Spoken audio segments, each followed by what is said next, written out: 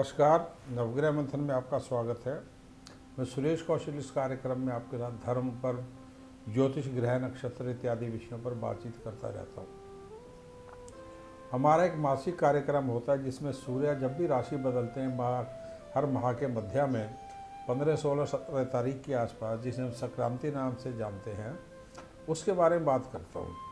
आज मैं आपके साथ 16 नवंबर 2021 को सूर्य का जो वृश्चिक राशि में प्रवेश होगा दोपहर 1:03 से लेके 16 दिसंबर 2021 रात्रि 3:44 तक, उसके बारे में बात करने जा रहा हूँ। इस माह में कुछ और भी महत्वपूर्ण ग्रह राशि परिवर्तन हैं। जैसे बुध जो है 21 नवंबर तक तुला है, फिर 21 नवंबर से 10 दिसंबर तक वृश्चिक में, उसके उपरांत वो धनु में चले जाते हैं। शुक्र ग्रह 8 दिसंबर तक तुला में, 8 के उपरांत जो है वो मकर में चले जाते हैं। मंगल ग्रह जो है 16 नवंबर से 5 दिसंबर तक तुला में, उसके बाद वो वृश्चिक में चले जाते हैं। सबसे बड़ी बात यह है, जो मुख्य ग्रह हैं वो है बृहस्पति।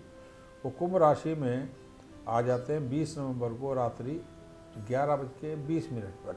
उससे पहले वो अपनी नीच राशि मकर में भ्रमण कर रहे हैं। हम मेष से लेकर मीन सभी लगनों पर बात कर रहे हैं। मीन लगन पर क्या प्रभाव होगा सूर्य के वृश्चिक राशि में प्रवेश का, ये बात करने जा रहे हैं। आपका सिंह लगन है या नहीं, इसको जानने समझने के लिए क्या करें, अपना जन्म का समय, तारीख, वर्ष, स्थान और महीना पूरी सूचना ज्योतिष से जुड़े कार्यक्रम में फीड करें। यदि आपका बीच के खाने में 5 नंबर आता है, सिंह या लियो आता है, तो समझिए आपकी बात हो रही है। या नाम का अक्षर इनमें से कोई एक है तो आपकी बात हो रही है। नाम के अक्षर क्या है? मा, मी, मू, मे, मो, टा, टी, टू, टे। सिंह लगन में सूर्य जो है चतुर्थ भाव का स्वामी होता है। चतुर्थ भाव का लग्नेश चतुर्थ भाव में थोड़ा सा अग्निकारक ग्रह तनाव दे सकता है। तो जो मैंने आपसे ग्रह स्थितियों की बात की है, उनमें ये भी एक स्थिति है कि 19 नवंबर को चंद्र ग्रहण पड़ेगा। चंद्र ग्रहण पड़ेगा वृषभ राशि कृत्तिका नक्षत्र में, और सूर्य ग्रहण पड़ेगा 4 दिसंबर को वृश्चिक राशि एवं ज्येष्ठ नक्षत्र में। सभी का मिला जुला प्रभाव क्या होगा, ये मैं आपसे बात करने जा रहा हूँ। जो 19 नवंबर को चंद्र ग्रहण पड़ेगा दोपहर 12:48 से सायकाल 4:17 तक है, जो भारत में दृष्टिगोचर नहीं है। दूसरा महत्वपूर्ण ग्रह जो 4 दिसंबर को है सूर्य ग्रहण, वो दोपहर 10:59 से प्रातः 10:59 से दोपहर 1:07 तक रहेगा।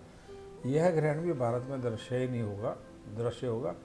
दोनों ही ग्रहण जो है इनमें लग्नेश सूर्य चंद्र के साथ सम्मिलित होते हैं, और कर्क और सिंह लगन जो है चंद्र और सूर्य से जुड़े हुए, इनके ऊपर प्रभाव सर्वाधिक एवं महत्वपूर्ण होगा। 19 नवंबर का जो ग्रहण है, चंद्र ग्रहण जो है, वो दशम भाव में पड़ने से आपका कार्य क्षेत्र और प्रोफेशन को प्रभावित करेगा। आपके स्वास्थ्य को, मनोस्थिति को प्रभावित करेगा। 4 दिसंबर का सूर्य ग्रहण आपके पिता, आपकी मनोस्थिति, आपके लंग्स, आपके हार्ट को थोड़ा बहुत प्रभावित कर सकता है। हार्ट पेशेंट्स विशेष रूप से सावधान रहें। यदि आपको सूर्य, चंद्र, शनि, देव इत्यादि की दशा माह चल रही है तो, और आपकी कुंडली में इन ग्रहों की स्थिति निर्बल है, तो आप विशेष रूप से सावधान रहें।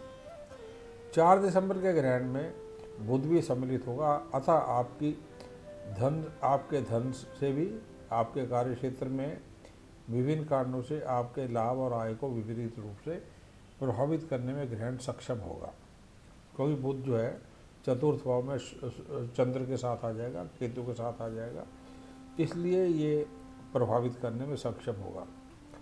इसलिए विशेष करके शेयर मार्केट, क्रिकेट, सट्टे में, क्रिकेट इत्यादि सट्टे में, धन के लेन देन में, कर्ज में, उधार में, किसी में भी जल्दबाजी से फैसले ना करें।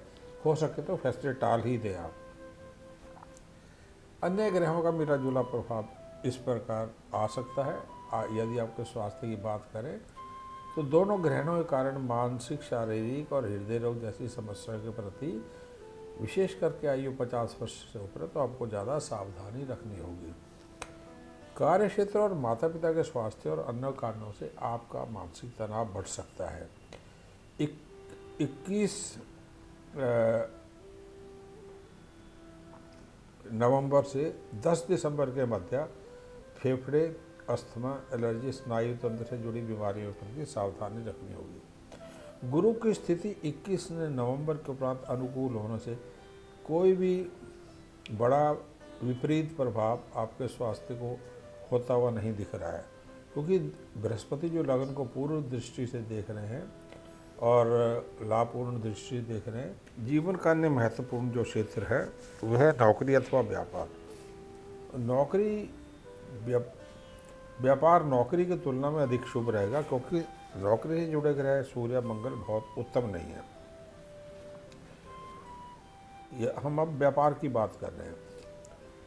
यदि आप व्यापार में सरकार से डील करते हैं, ठेकेदार इत्यादि करते हैं, शेयर मार्केट, सट्टा, कागज, कपड़ा, कंप्यूटर्स, मीडिया, एडवर्टाइजिंग, होटल व्यवसाय हो, थोक व्यापार हो, पीली वस्तुओं का व्यापार हो, आटे इत्यादि का होलसेल वस्तुओं का व्यापार हो, तो इस समय में आपको केवल नई पार्टनरशिप करने से बचना होगा, अन्यथा व्यापार शुभ रहेगा।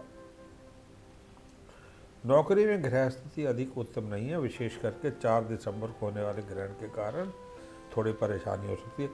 दोनों ग्रहणों में नौकरी, कर्म और आपकी कार्यशैली विपरीत रूप से प्रभावित होने से आपकी नौकरी को थोड़ा सा भय है। आपको पूर्ण रूप से अपने संस्थान के कानूनी नियमों का पालन करना आवश्यक होगा।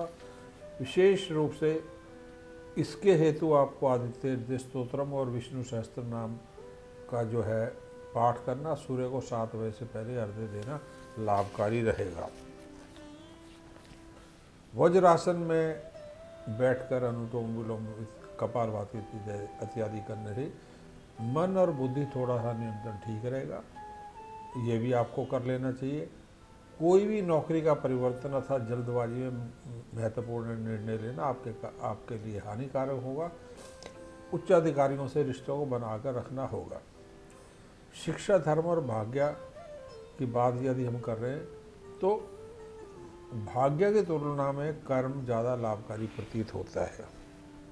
विशेष करके 5 दिसंबर तक जो है आपका भाग्य जो है वो कर्म ज़्यादा शुभ प्रतीत होता है। 5 दिसंबर तक मंगल गुरु की दृष्टि में होने से भाग्य काम करता रहेगा।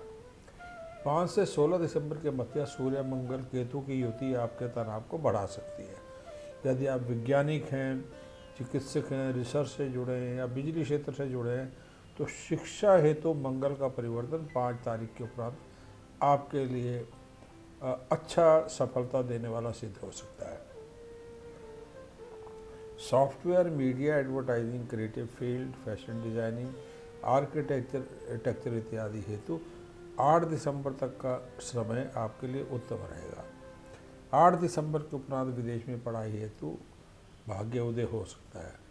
आपको सूर्य के लिए सूर्य, विष्णु भक्ति, दुर्गा, हनुमान और गायत्री के पूजन में मन लग सकता है। धर्म की बात हो रही है अब। आपका मन सूर्य, विष्णु, दुर्गा, हनुमान और गायत्री के पूजन में आपका मन लगता है, इसलिए करते रहे।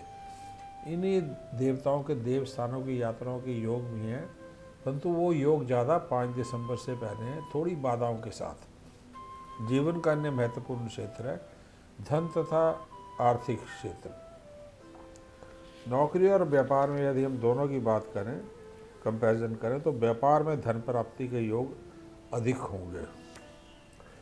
पैतृक संपत्ति और 8 दिसंबर को आयात निर्यात, सरकारी विभागों द्वारा, बैंक द्वारा इनकम टैक्स रिफंड द्वारा आपको धन प्राप्त हो सकता है।